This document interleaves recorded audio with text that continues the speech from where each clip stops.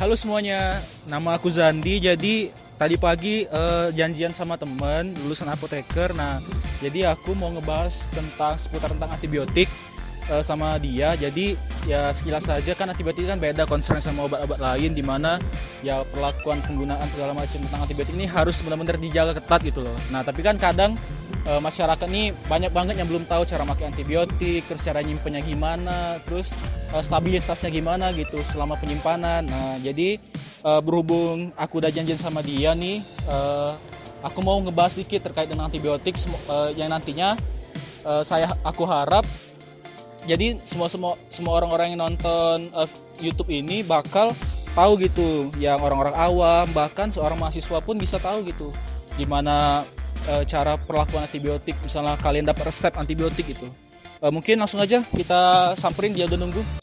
Jadi aku udah sama teman aku nih, namanya Nabila Elwin. Aku dulu manggilnya Nai kalau di kampus.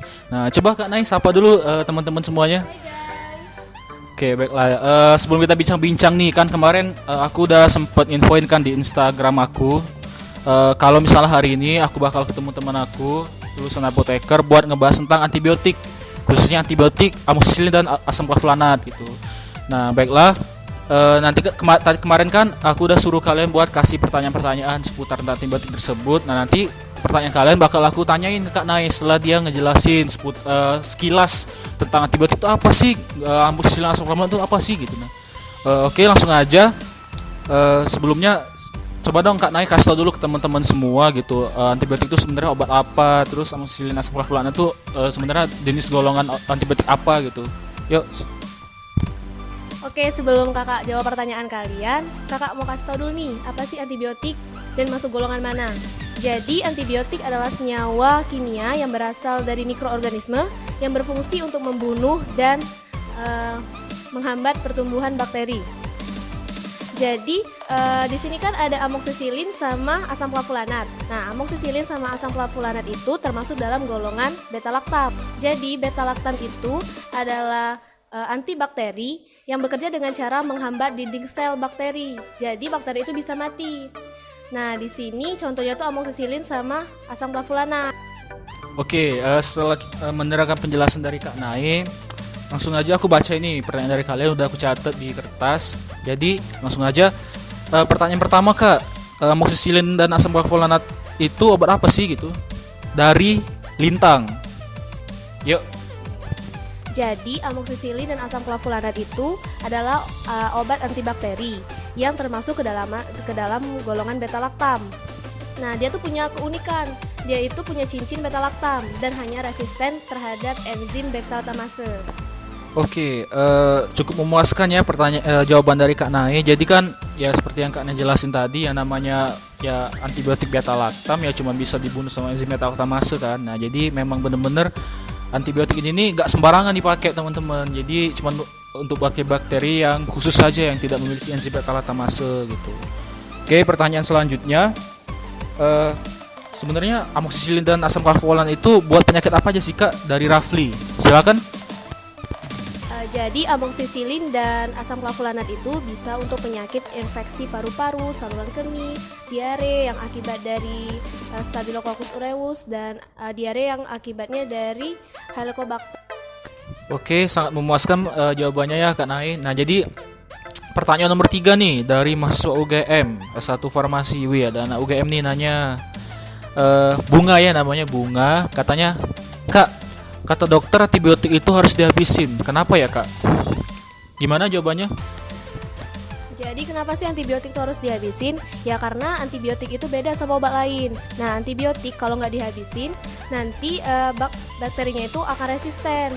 Resisten itu apa sih Kak? Resisten itu berarti bakteri itu tahan sama antibiotik. Jadi obatnya itu nggak ngaruh. Jadi bisa timbul lagi penyakit lain gitu. Terima kasih jawabannya ya Kak Nai. Oke, pertanyaan selanjutnya nih dari masuk UGM lagi S1 Farmasi semester 2. Jadi dari Hafizaldi ya. Jadi pertanyaan ini Kak, aku kan mau beli antibiotik ya di apotik, terus gak dibolehin sama ininya, penjaga apotiknya. Kok kayak gitu ya Mbak? Nah, jadi kenapa sih nggak boleh sembarangan beli antibiotik? Ya karena tadi penjelasan yang pertanyaan tadi, resiko resistennya tuh tinggi. Jadi perlunya pengawasan dari dokter dan apoteker, dan perlunya resep dokter untuk membeli antibiotik itu. Gitu. Rani, kayak orang awam nih, Mbak mau nanya nih, kan aku dulu pernah nih dikasih resep antibiotik. Nah terus setiap kali aku dikasih resep kok selalu dikasih serbuk ya gitu, nggak dalam bentuk sirup. Kan enak kalau sirup tuh rasanya manis gitu. Kenapa ya Mbak? Jadi guys, antibiotik itu kenapa sih dalam bentuk serbuk? Ya karena antibiotik itu mudah terhidrolisis atau mudah rusak karena air. Nah, makanya kebanyakan dalam bentuk serbuk. Dan biasanya dia tuh dalam bentuk serbuk dan harus dilarutkan dulu biar mudah untuk dikonsumsi. Dan juga pada saat penggunaannya juga lebih enak. Dari Hairul Saleh, S1 Farmasi Unsri, wih deket nih. Pertanyaannya, Kak, boleh nggak sih Kak amoxicillin itu disimpan di kulkas? Yuk dijawab Kak Nay. Jadi guys, antibiotik atau amoxicillin ini sebaiknya kalian simpannya di suhu dingin, suhu 1-8 derajat Celcius. Jangan di suhu ruang ya, yang 25 derajat Celcius, karena akan cepat rusak obatnya, gitu guys. Nulis nama ya dari netizen berarti.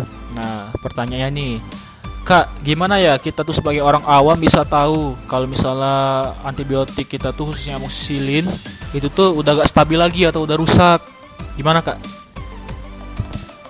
Nah, jadi kita sebagai orang awam nih ya kan nggak tahu harus nguji-nguji dulu kan. Jadi kita bisa lihat dari penampilannya. Kalau kekentalan atau viskositasnya itu udah berubah, berarti itu udah nggak bagus. Terus kita bisa lihat dari adanya endapan. Kalau adanya endapan berarti nggak stabil lagi tuh obat. Jadi nggak berefek bagus untuk tubuh gitu guys. Yang selanjutnya dari Dimas Sudhidayat, Universitas Sriwijaya nih. Pertanyaannya, Kak, kalau misalnya aku beli antibiotik nih, terus kalau misalnya aku udah buka tutupnya, itu biasanya tahan berapa lama sih Kak?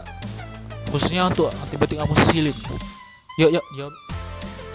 Jadi khususnya untuk antibiotik amoxicillin yang suspensi kering, kalau udah dibuka itu tahannya hanya 7 hari. Jadi dia tuh akan terdegradasi atau akan rusak, atau dosisnya itu akan menurun dan tidak berefek lagi di tubuh dan akan menimbulkan penyakit-penyakit lain. Langsung ke pertanyaan terakhir nih dari Adi Setiawan, S1 Farmasi Unsri, Farmasi Unsri lagi nih. Nah, pertanyaannya, Kak, kenapa sih amoxicillin itu harus dikombinasi sama asam klavolanat? Yuk Kak Nay.